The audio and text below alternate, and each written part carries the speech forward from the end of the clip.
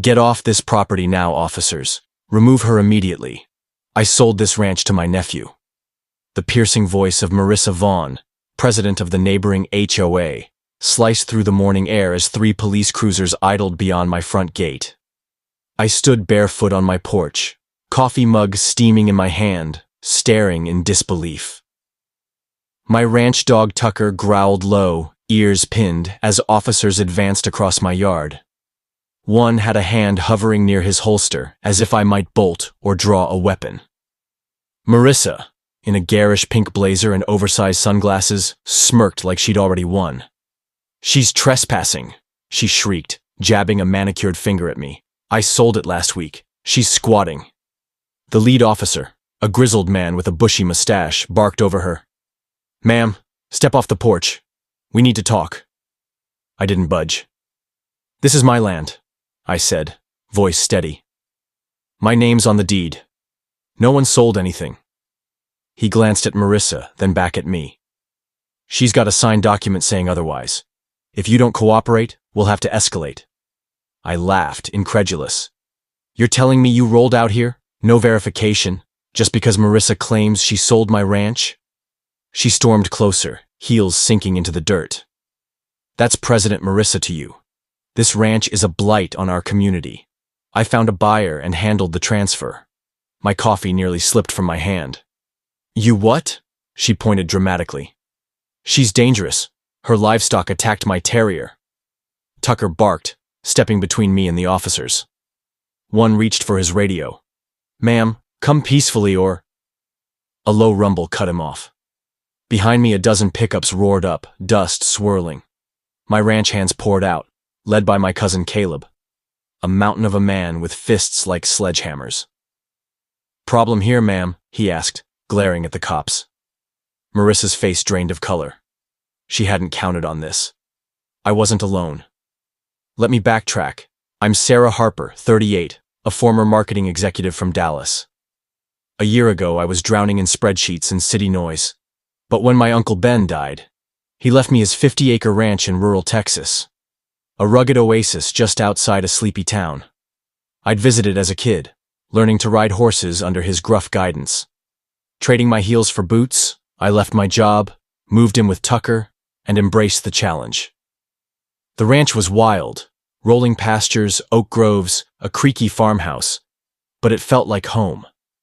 The only thorn was the HOA community, Green Valley Estates, a half-mile down the road.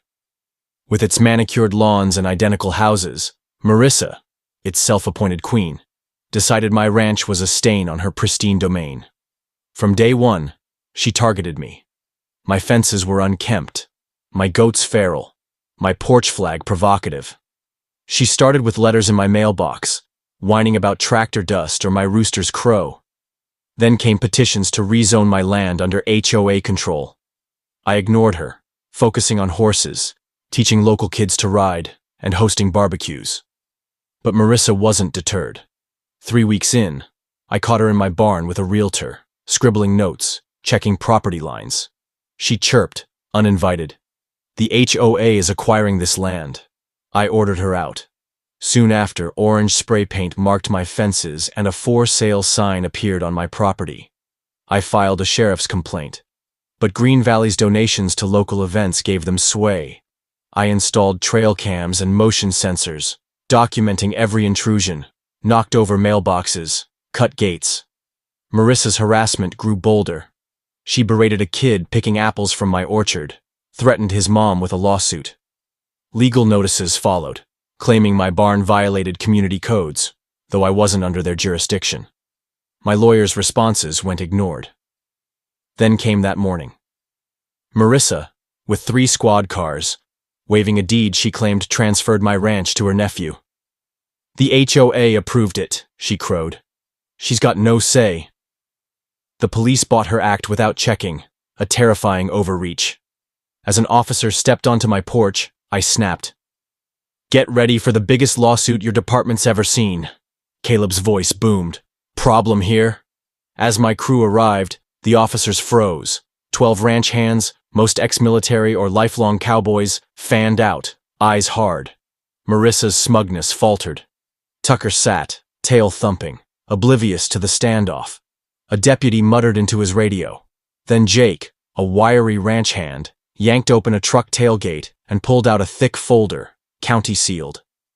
"Here's the real deed," he said, handing it to the lead officer. "Certified. 60 years in her family." Before anyone could react, Marissa lunged for it, screeching, but tripped over Tucker's water bowl, face planting into a pile of manure. Gasps erupted. My crew stifled laughs. A deputy coughed, hiding a grin. Marissa, her pink suit smeared, wailed, "This is assault." "She trained that dog." I crossed my arms. "You tripped, Marissa. Heels don't work on ranches." The officer, barely containing his amusement, helped her up. "Let's see that deed you brought." Marissa, shaking, handed over a highlighted mess. Fake seals, a misspelled buyer's name, no notary. The officer's brow furrowed. "No parcel number, no clerk signature, no ID. This is invalid." He turned to my folder, flipping through legal stamps and my name in bold. "This checks out. Her deed's legit." Marissa stammered. "It's a misunderstanding. I was helping. This ranch is a mess. Weeds, noise, animals." I stepped forward. "You can't steal what's not yours. This is my home." The officer faced her. "This document's not just fake. It's criminal. You're looking at fraud charges." Marissa's face cycled from red to ghostly. "I was improving property values." The growing crowd, neighbors, farmers, even HOA defectors, murmured. Old Man Ellis called, "You said you sold her land." Mrs. Larson added, "You told us she was building a resort." Voices rose, accusing Marissa of promising tennis courts, dog parks, lies to justify her grab. I raised my hand. "My uncle raised horses here for 40 years, fed this town, taught kids to ride. This ranch isn't just land, it's our legacy." Silence fell. Marissa, desperate, pleaded with the officer. "She's dangerous," he cut her off. "You're not in her HOA, and you can't fake a sale. Leave or face a false report charge." Marissa hissed, "This isn't over," and stormed to her SUV, slamming the door so hard it rebounded into her shin. She floored it, dust choking the air.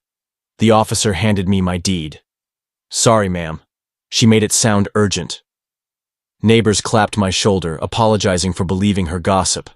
But that night, my phone pinged. A county alert. Marissa had filed a zoning request to reclassify my ranch as HOA recreational space, backed by 12 HOA signatures. The fight was far from over. I drove to the county clerk's the next morning, zoning request in hand. Ms. Evelyn, the clerk, grinned. "You're the ranch lady stirring up trouble." She'd flagged Marissa's petition. "It's nonsense. Your land's agricultural, independently owned. No HOA jurisdiction." But they forced a hearing in 2 weeks. 2 weeks for Marissa to spin lies. I rallied my crew. "She's dangerous," I said. "If she wins, we'll face HOA rules on everything. Fences, livestock, even Tucker." Maria suggested going public. We printed flyers. "Save Harper Ranch. Stop HOA overreach." I blanketed town, diner, feed store, school. Locals were outraged. "She said you had wolves," a mechanic scoffed. "She pitched a golf course on your land." By weekend, we held a town hall. I stood before a packed room, Tucker at my feet, showing slides of the ranch's history, my uncle's horses, kids' camps, community harvests. "This isn't just my fight," I said. "It's about stopping bullies like Marissa." The crowd roared. That night at 2:13 a.m., Tucker's barking jolted me awake. I grabbed a flashlight and found the barn doors wide open, stalls empty. My 6 horses, Mars, Galings, my uncle's stallion, Blah 1, were gone. Red paint dripped on the barn. "You don't belong here." My knees buckled. I called Caleb. By 2:30, my crew swept the ranch, finding tire tracks and a cut gate. Trail cam footage from 1:49 a.m. showed a truck, a bald man, and Marissa's unmistakable silhouette. I copied the video and sped to Sheriff Hart's office. "It's her," I said, showing the clip. Hart nodded. "Solid. But we need the horse's location for a warrant. I feared she'd move them. But Hart traced a stable across the county line. Owner says a woman paid cash to hold them. He's testifying. By noon, my horses were back, shaken, but safe.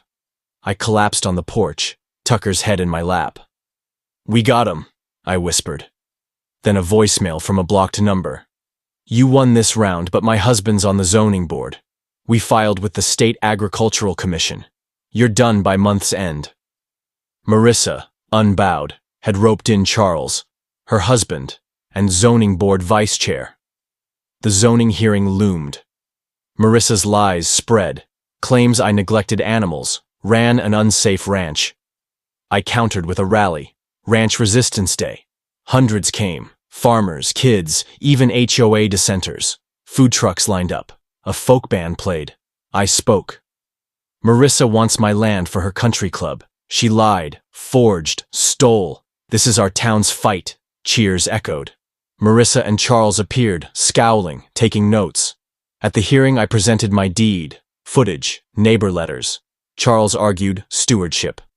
But Hart interrupted, submitting evidence of Marissa's crimes. The board shut down the petition. Cheers erupted. Outside, Tucker wagged as locals hugged me.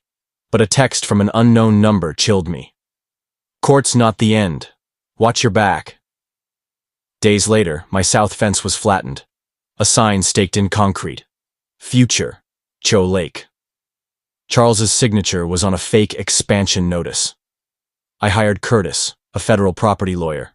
He filed against Marissa, Charles, and Green Valley, alleging conspiracy. Charles was served mid-HOA meeting. Marissa threw a plant at the process server, caught on her own cameras. HOA members revolted, exposing her misuse of funds and forged signatures. One night, Marissa appeared at my door, disheveled. "You don't deserve this land," she spat. "I earned it." I shut the door. "You lost." She and Charles fled town amid a federal probe. My ranch thrives, horses strong, fences rebuilt, wildflowers blooming where her sign stood. Tucker guards the gate. Uncle Ben said, "Land fights for those who fight for it." It did. So did my town. Stand firm. The quietest land holds the fiercest battles. Moral of the story: even when you're alone, the truth stands tall. Fight for what's rightfully yours, and never back down to bullies in power. Justice is earned through courage and community. Thanks for watching. If this story moved or inspired you, don't forget to like, comment, and subscribe. More incredible real stories coming soon. Stay strong and stay tuned.